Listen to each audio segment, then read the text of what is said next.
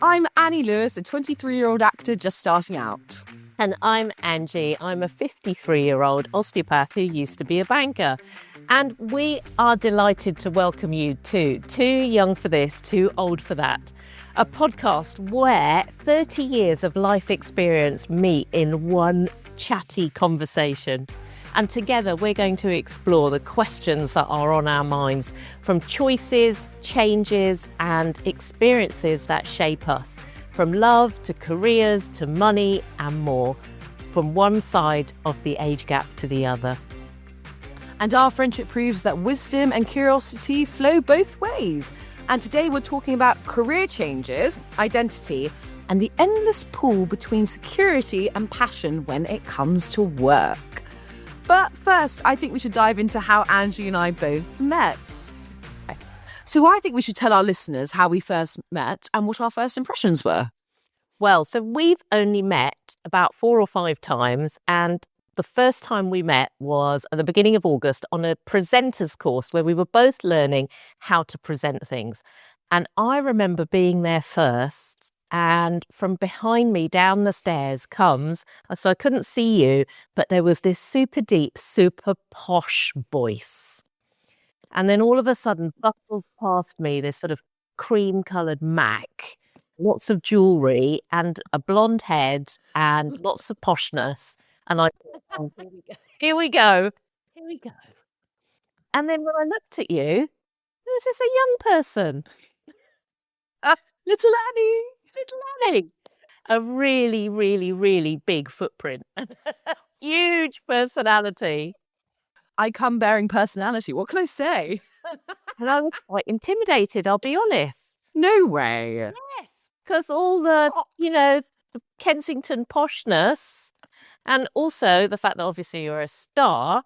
But yeah, I thought, okay, I'm going to have to raise my game here. That's hilarious to me because I thought the exact opposite. The place when we were where we were doing this presenting course was in Kensington. It was lovely. And I was absolutely bricking it. I was sat outside of my car. I was like, I can't go in. No. I was so nervous. And I literally couldn't even eat my bagel before I walked in. I was so scared. And then I walked in, I felt like this is just about perspective, because I felt like an utter chaotic mess walking in. I walked down the stairs and everyone was there before me. And I thought, great, I'm late. I'm the youngest here. I thought everyone's going to be like, what, like a 20-something, snowflake come flouncing in. And I see Anji sit there and she's on the sofa with her phone. She's like, hey. And I'm like, oh my God, she knows what she's doing. I'm absolutely in trouble. And so it's just hilarious to me that you felt intimidated by me because I walked in and I thought I am like the weakest link. No. Yeah, it's terrifying. It's really interesting, isn't it? And then because you looked so amazing, I rummaged in my bag and pulled out my trusty Trini blusher and started putting more on. And then we started talking to each other about that. And from there, amazing things happened. And so at the end of the day, just as I was leaving, I threw over my shoulder, Annie, you and me need to do a podcast together. And here we are. But we just made it happen because we kind of just thought, why not? And I think also we have, I think we have an angle and it's new and it's different and we have a lot in common and we enjoy each other's company. But yeah, Angie was like, me, you podcast. And now look at us. Here we are with our Rode mics. Yeah, our Rode mics. And also very deep friendship. It's as if we've known each other for a really long time. Yeah. So that also is why we're here. So the topic for today's episode is about life's paths and big choices. And we thought we'd start by exploring the difference between passion and security and the need for both as we start out in life. So Annie, you're just starting out in your career. You're a year out of acting school. What have you been up to since you graduated? Tell us about the jobs that you've had so far. I mean, leaving drama school was a huge step. I was one of the youngest on my course. So I did a foundation year as well. So I was 22 when I graduated, now 23. And straight upon leaving, I'd already booked my first job, thankfully, because the acting industry is a tough, scary place, where I went to China to be Jane Eyre in the international tour of Jane Eyre. across 18 cities, which was like the coolest thing I've ever done. Yeah. I met the most amazing people, like the castmates I literally hung out with on Sunday. They're like a second family because we did something so intense living together, and it was wonderful. And I saw loads of different places, and I think I really grew as a person. I went there fresh out of breakup, so it was like a big eat, pray, love act moment for me. And then I came back and I started, like all actors, it was like I need a side hustle, so I took up lambda teaching. So now I teach some amazing students, which I love, and so I feel very fortunate that I have a job outside of, well, kind of still in the acting world, that serves my passion, which I love. And then I changed agents. Now I have a wonderful agent who I love. And I went and did a job out in Switzerland for McDonald's Switzerland. Wow. Where, again, I met wonderful actors, and I acted with a guy who was with me in drama school, and I met a girl who lives in my hometown. And it was just, it's such a small world, the acting world, but I've done incredible things so far. It's a tough industry. How long have you been out exactly? Just over a year. So I graduated. I'm the BA acting cohort of 2024. Yes, 2024. But it feels a lot longer than that. Yeah. It feels so you're just starting out. Yeah. I think it's like you can put so much pressure on yourself when you leave drama school, thinking, oh gosh, I need to like achieve and so quickly and put all my training to use. But actually, as my agent says, it's a marathon, not a sprint. And the acting industry is unpredictable. It's an emotional roller coaster, and nothing's certain. And so, you just got to take it day by day. But yeah, I suppose just getting my feet wet, really. And Anji, you now run a healthcare business, but you used to be a banker. So from banking to backbones. So let's just paint that image, because I found this, because when I first met you, I was like, I didn't know. I was like, maybe you're a presenter, maybe you're in the creative. I wasn't sure where to, because also people do this presenting course for different reasons. So let's just fill us in where we are right now. Well, from banking to backbones sounds like my new strapline for the business. I like it. So when I left university, I joined Barclays, a big blue chip company, back in 1994. Were you born then? 1990. I was born in 2002. So one of the challenges we're going to have is not swearing. Oh my gosh, no, and I can't because I'm a teacher. I really can't. Oh, okay. But my heroes on the newsagents, they swear all the time, so I sort of feel like we've got permission. But okay, we will keep it. I think it's not just. I think if the odd one accidentally flew out, just can't be too. So 1994, before you were even a twinkle in your daddy's eye, I started work in my new suit from Jigsaw at Barclays on their graduate scheme. And I ended up working for Barclays for about 16 years, I think, 15 years or so. Wow. And travelled, went to live in Sydney, did a couple of years there with Barclays, ended up working back in London. And and then gave it all up in my 30s after my first son was born. And from there, headed off and trained to be a yoga teacher, mainly just to get out of the house and leave the kids with my husband. And then at 38, I went back to university and I trained to be an osteopath. That was a 4 or 5 year master's. And then so this is year 11 now of being an osteopath and running my own clinic, and then also teaching and presenting and doing various other exciting things as well. So yeah, big changes over the years. So when you were 23, did you ever think your life would be what it is now when you were my age? From a career point of view, I don't think I really thought about it, to be honest. Yeah. At that time, I was just really in the moment, and something back to, I think, is sort of being on a treadmill. It felt very much just, this is the process that you do. And just keep going. It's been a fabulous, now when I look back, those times working for the bank, they were stressful, they were high pressure, but, I did some really cool stuff. Went to New York, invested in businesses, sat on boards, interacted, met loads of different people in loads of different industries, dined out, wined out, I've got an amazing collection of handbags, their heels, that I haven't looked at for probably 2 decades. Um, yeah, well, maybe we'll have to do one show where we get them all out and have a look. The antiques. Some of my handbags are probably older than you. I'll take it. So yeah, so a real change, and a change from a life that was, working for someone else to one where I'm the boss now.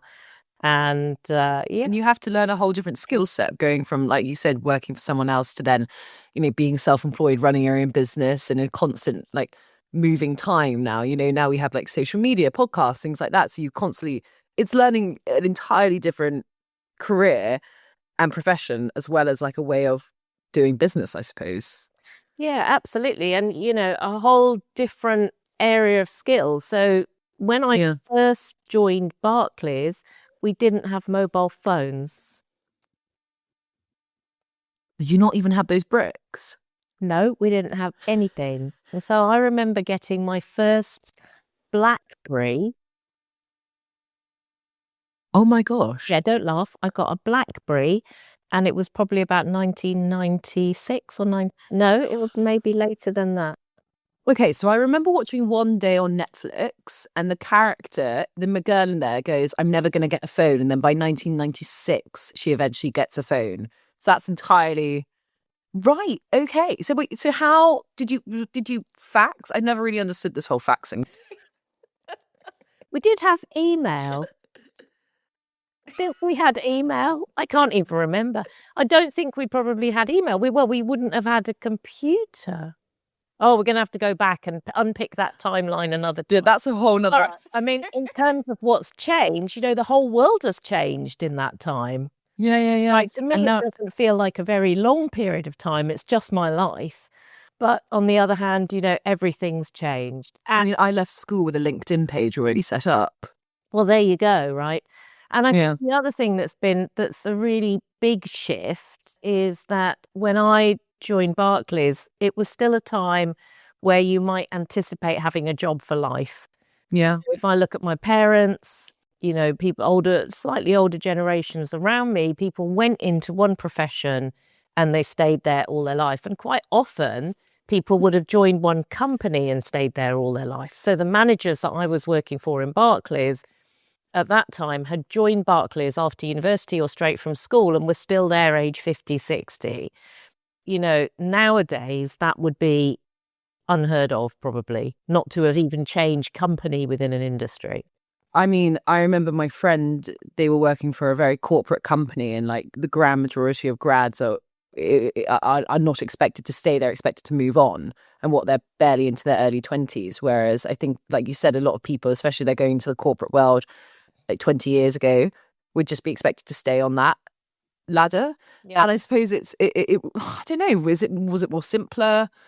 Maybe. I don't know quite where that shift has come in, but I suppose maybe it's because we have things like LinkedIn and hunting down new people to come and join your offices is a lot more accessible now. Maybe you can just make that leap. Yeah, I think so. And I think also there's such an openness and a visibility of the other opportunities that are out there. So, I don't know what it would have been like as an actor back in those days. How would you have found out that there were jobs coming up? You would have been... Oh my gosh, it's hilarious. There used to be a massive, like a big book, like Spotlight, which is now a website, the ultimate casting website, basically. Yeah. And I think it literally used to be in a book or like the clippings in the Stage newspaper. That was it. Like Victoria Beckham just spoke about it in her Netflix show. The Stage is now a website more for like actor news. But before it used to be like clippings, or you just have your agent rings you up. Like Joey and Friends, like his agent would ring him up and he'd be like, Estelle or whatever. And obviously we still have our agents and whatever, but it would just be solely through that. I think the industry was way, I know it was way less accessible to get in there. It was a lot more, who privileged, and, if you're in the right place, if you're a part of the right circle, you will work. Whereas now, thankfully, we've moved into a time where it's more diverse, it's more accessible. I think we still have a long, long way to go. But, like, for example, Mount View, where I went, they do a lot to try and reach out to different areas of the country where people might not go to drama school. Yeah. So we're moving in the right direction. I think there's a long way to go with it. There's a whole thing about drama school fees and whatever, but that's a whole other There's thing. a lot more visibility, and I think so you can see what all the options are, right? And so that choice is great. Yeah, but in a got good the way. opportunity, to see what's new. And so I think that brings us nicely round to this sort of idea of certainty versus uncertainty, but also versus passion when it comes to the workplace. So I know, as I sort of alluded to it before, when I first joined Barclays, so I was sponsored by them in my last 2 years of university. So it sort of was I was on that corporate ladder right from, an earlier age, knowing that I was probably, unless I did something silly, get a job. And then there was a 4-year graduate program, and then you got a job in one part of the bank. So it sort of all just had a natural progression. And I can't say that I grew up wanting to be a banker. So somehow it just happened, right? Yeah. But whereas so meeting you and, you're a creative, you're an actor, it sort of feels, and as even in the few months that we've known each other, you've been for auditions, you haven't got some of those jobs, the other ones. It feels quite uncertain. Tell me about certainty, uncertainty, and passion. I think it's a very interesting one, especially as a young actor starting out, because when I've spoken about this before, when I left school, I was completely certain that I wanted to follow the path of being an actor. I was like completely fearless, and I knew very much, like I was so aware of the fact I was in like 17 or 18. So I just knew, I was like, if I don't try now, I'll always regret it. And luckily for me, it paid off. And I went to drama school. Woohoo. And then leaving drama school, I was ready to leave, but then you have to go out into this terrifying acting world. And it's the best moments of your life, the best experiences, the best people you'll ever meet, the most joyous things you'll ever do. Yeah. And it also comes with, honestly, some of the most like painful, tough rejections. And like, it's always, I think, more likely you won't get the job than you will get the job. So I'm constantly, you kind of wrestle with yourself where you're like, I love this, this craft, but I also am kind of craving a little bit of like security and certainty and stability. And so I think kind of the era I'm in right now, being so candid, is trying to find a way to make my passion something that I can make a life out of. Yeah. And I think I've definitely come to that conclusion that it's okay if my version of my life is different to my actor friends and my friends who work a corporate job. I'm kind of figuring out my own lane. Yeah. And going back to that Annie that left school at 18 and decided that she wanted to go to drama school, was that something that your friends were doing as well? Oh gosh, I was completely alone in it, not in terms of support, but in terms of I was the only one doing it. All my friends, they were doing the traditional uni path, like Exeter, Durham, and I had good grades and I enjoyed my academics. I worked really hard in school, so I'd had that path open if I wanted it. And walking away from that was actually like, I was very sure of walking away from it, but it was very scary. Yeah.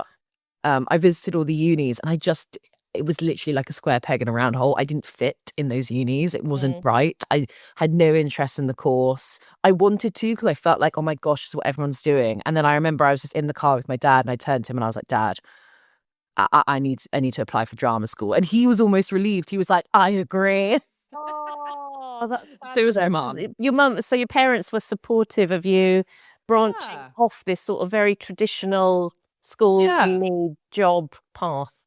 And I think also they were, because I've got older sisters who are 10 years older than me, I think they were so aware of like how young I was as well. Like, like 17, I look at 17-year-olds now and I'm like, oh my gosh, you're so young, take the risk. Yeah. What's the worst that can happen? Do you fail, do a gap year and you can reapply next year? I like it, right? We're going to have to do a show where you give advice to my sons who are 17 and 21. Oh my God, I'd love that. Yeah, we'll have to do that too. So really interesting because back in my day, the focus really was on certainty because I always wanted to be a journalist. But, my mum and dad were very much, no, you need a career, you need a proper degree, and I did a degree in econometrics, so economics and econometrics. And even that, my parents wasn't quite a solid enough degree. Seriously, wow. Yeah. Well, Wow. my mum's got an English degree, I think, and my dad's my dad's a physicist. So, so economics even was a bit of a flaky subject.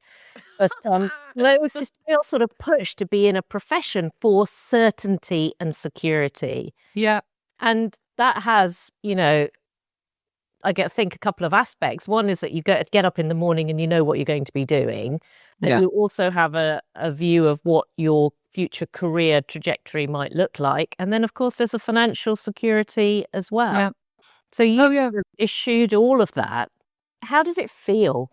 And talking to your friends now who perhaps now they would have graduated as well. Yeah. Oh, it's terrifying. I find it very, very uncomfortable. I don't think in the terms of like what people deem as like a cliche. I'm definitely a creative. I love being creative. I love it all. But actually, I'm very, we'll touch on this in later episodes, but I'm actually like, I'm a bit of a granny. I like being organized. I like you as she really is.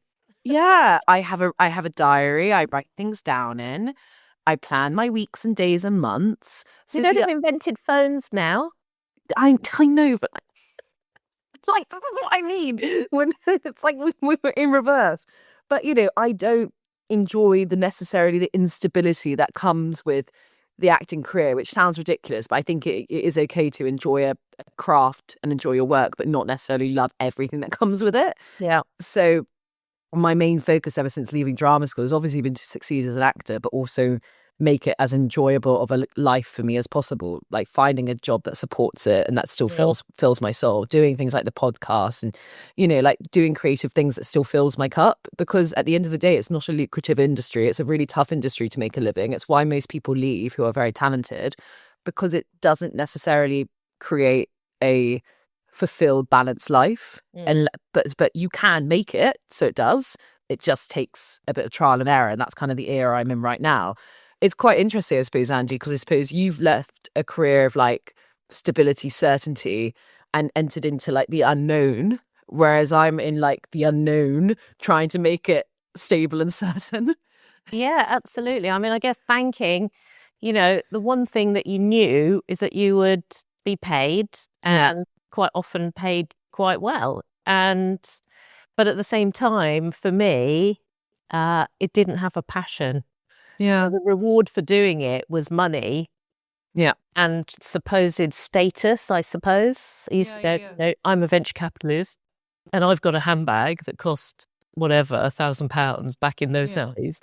And, versus, but not feeling filled up inside. And I think, now in the job where I'm helping people, teaching people, watching people, improve their health with my support,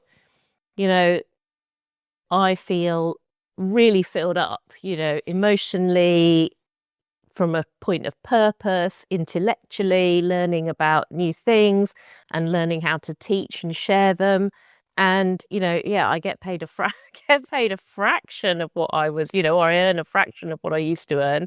But the balance feels everything feels more balanced. However, I'm really conscious that I was able to do this because I had, or partly because I'd had that certain secure job before that allowed us, we've got property, I've got a house that I live in, and so from a financial point of view, that secure base has enabled me then to sort of branch out. Yeah.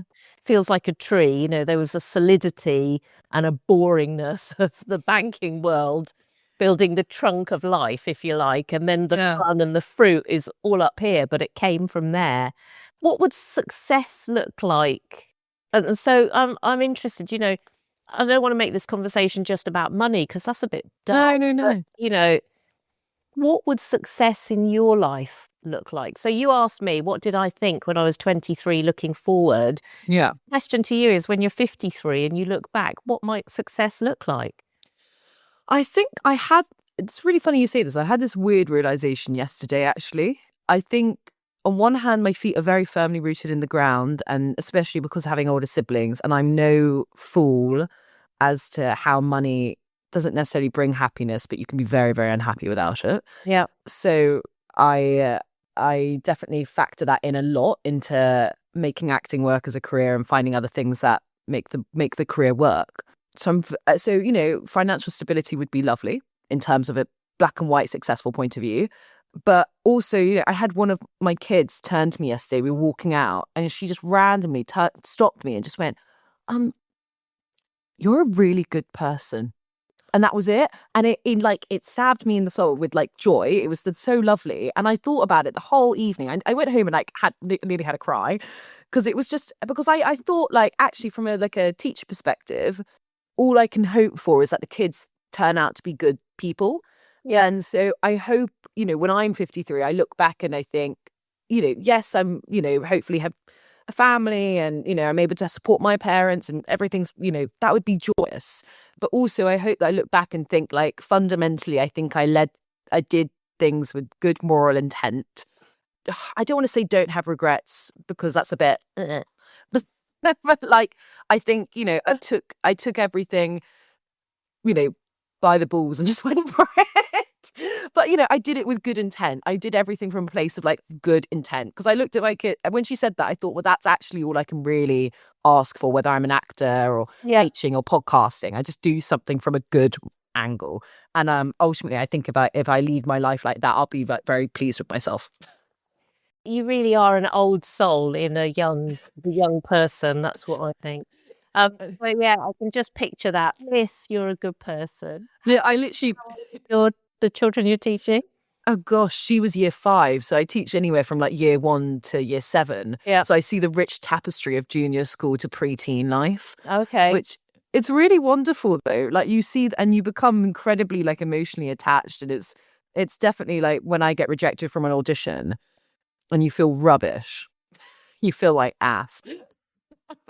It's like the most like fulfilling thing ever. Because it makes it, and it's a bit like when you said about teaching your students, it really fills your cup. Yeah. So it's a really nice thing to have alongside it, to be honest. I think very special about teachers. I think they're really underrated, and it's interesting.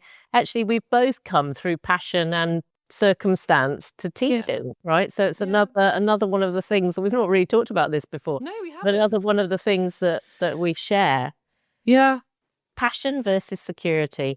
I think our conversation sort of shows that you can find passion alongside other things that you need to do. That's what I think I take from you, that you've got your passion in your acting. You needed security, so you started the teaching, but actually you're finding passion and joy in that too, right? Yeah, I think I talking to my friend about this because she also does teaching as well as acting, and I said I think it's a huge some people can go through their whole life never finding anything that they're good or passionate about, good at or passionate about, let alone feeling like they're doing both at the same time. So I take it as a huge privilege that I found acting and teaching, and I enjoy both, and they kind of run alongside each other. And I think what I've learned and taken away from you, Anji, this episode is that it sounds like I'm just stating the obvious, but is that I think I have so much panic about being 23 and getting it all sussed out now. And although you were mega successful at 23 with your £1,000 handbags, and oh my goodness me, can't wait to go check them out. But I also take great comfort and motivation and inspiration from the fact that like you also turned around and did a 360 and went and trained to be something else. I think that's incredible, and that you can find passion in different skills at any stage in life. And that, we shouldn't be bound to the decisions we make at 17 either. No, not at all. And I think, and this is something that I try and tell my children. Like I said, I've got two sons and they're 17 and 21. I think you've met them on a WhatsApp call. I did. But, the 21-year-old starting out, he's graduating from university the end of this academic year, can see the worry about what it is that he's going to do with the rest of his life. And, the rest of your life can be a long time, not to be scared about making a change, because when you feel it, you will be good at it, if that also makes sense, right? You sort of know you're in, when you're in, what do you guys youngsters call it? The flow state. the flow state Yeah. where you've locked in and you're just Yeah. Yeah. But sometimes it takes time to find that, right? And also that even if like you said, like with banking, you weren't passionate about it, but it still served and laid the foundation for you to go on and do something you're passionate about. So it doesn't have to be completely linear. Like, you know, I know I'm an actor and it feels like, oh, okay, I've chosen my passion, but it's actually things serve you in different ways. Absolutely. And I would come back to as well something that you just said that is sort of linked, I suppose, very close to one of my mottos is, you know, do your best. Do your best in whatever you're doing. So even if it's a job that you don't really love, but you have to do it for the time being, is do your best. Yeah. And I have a guru, well, I'm sure we'll talk about her as well at some point, because I have a sort of spiritual part of my life developing. And she finishes off the sentence with, you know, do your best, forget the rest. Because I love that. You've just got to do your best in whatever it is, whether you're parenting or being a child, being a child with your parents, whether you're a student, whether you're a teacher, whether you're a banker, whether you're an actor. All you can do is you can do your best. That's the only bit you've got control of. And then in the meantime, you know, you do your best looking for your next thing, if that's what it is. But each thing that you're doing, you do your best. It's very empowering, I think, if you lead your life like that. Yeah. And be good. I love that. Be good. Be good. No, be good. We're not going to get it right all the time, but no, you can at least try to be good.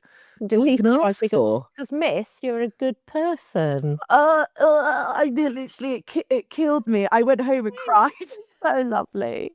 It was the purest moment. But I think, is it time to introduce on a lighter note, our too young for this, too old for that segment? Yes, go on then. This is going to be a recurring, so we're going to look at this every week where we pick a theme and we compare experiences. Before we do that, just when we first met, going back to when we first met, how old did you think I was? I'm a bit scared now. Oh, you on the spot. Okay, this is weird because I don't go up to people unless they're like a 20-something-year-old guy and I think, oh, I fancy them and think, what? Mum and Dad are thinking this. I know, but they'll also be like, yes, she definitely is thinking that. They're probably thinking that. If a good-looking 20-something-year-old guy, they're probably going, I wonder if he's like, they're probably thinking that on my behalf. How old did I tell you were, Anji? Oh my gosh. So you are 53. I think maybe like in your late 40s, maybe? I think I was shocked when you said 53. I wasn't expecting you to be over 50 at all. Am I older to your mum and dad? No, don't tell. We don't need to tell everyone. No, you're younger. You're younger. Okay. I always your mum, right? Quite easy. I could quite easily be your mum. You could be my mother. Yeah. Yeah, you could be. Could be. But I think I've grown up with my dad. I was just talking about my dad earlier. He has loads of intergenerational friends. But most of his friends, like at 18, his best mate was like in his 30s, like mid-30s. Yeah. You know? Yeah. I think I just thought you were like 40-something. I just didn't like... I didn't look at you. I was telling you that 20 quid. You needed to say that, oh, you thought I was 35. But anyway.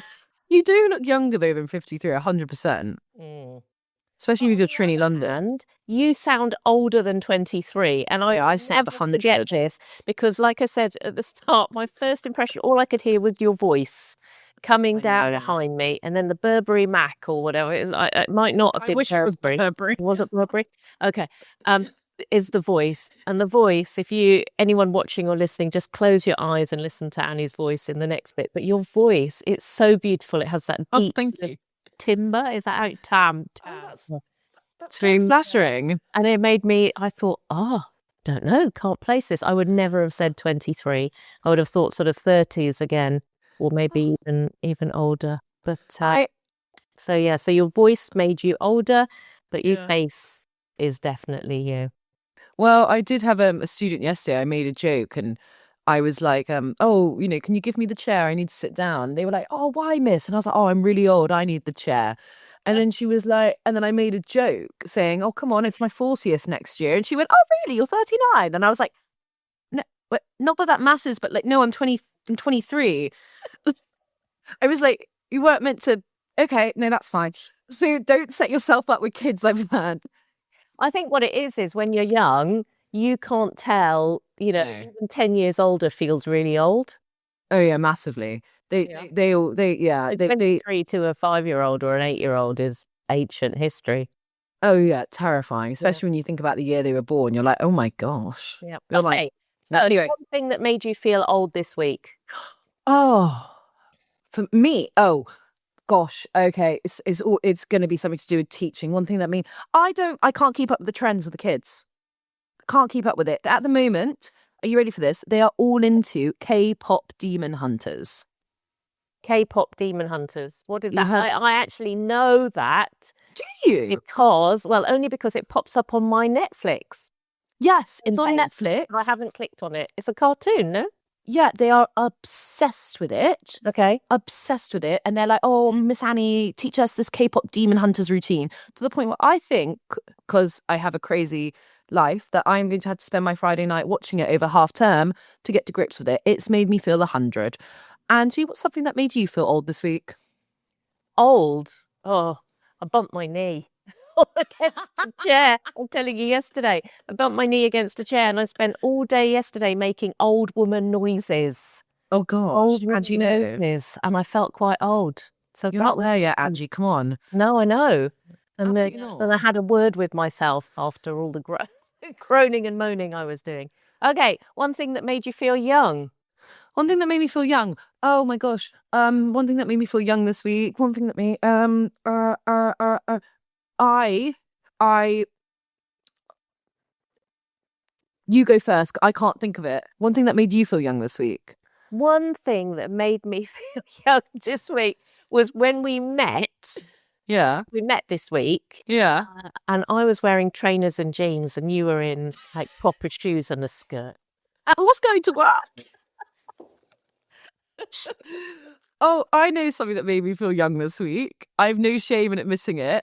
I asked a guy out for a drink and I got rejected, but I weirdly felt very. I really felt made me feel quite young and youthful because I was a bit like, oh, lol. I'll look back on this and think, lol. It made me feel quite young.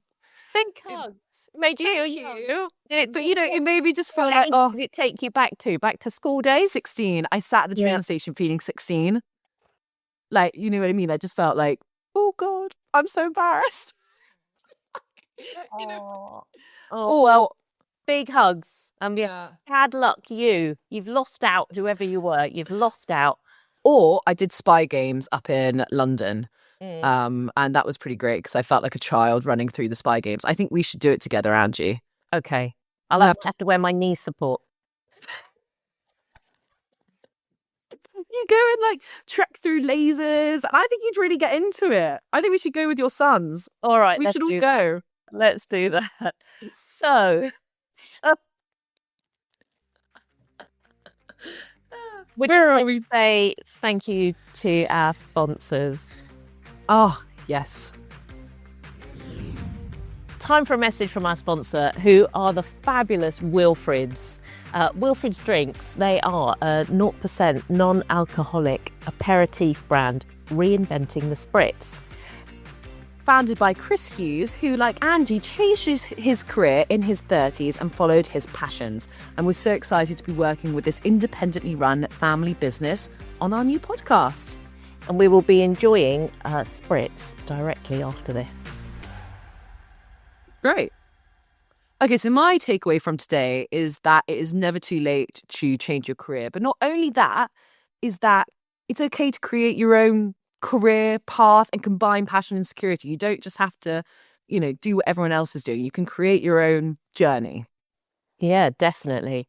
And, well, you've had 2 takeaways. So my 2 takeaways are that you're never too young or too old to be brave. And actually it strikes me that courage is part of this journey of following the passion. And then, of course, our saying that's maybe going to be another one of our mottos. Do your best, forget the rest. Forget the rest. Thank you so much for listening to today's episode, and we hope that you will join us next week. If you'd like to talk back with us, go have a look at our website. It's Too Young, Too Old, the number 2, Too Young, Too Old. How cool are we? And .com and send us a voice message through the amazing tech that's there. We'd love to hear from you. We want to seeing you and hearing from you next time. Bye. Bye.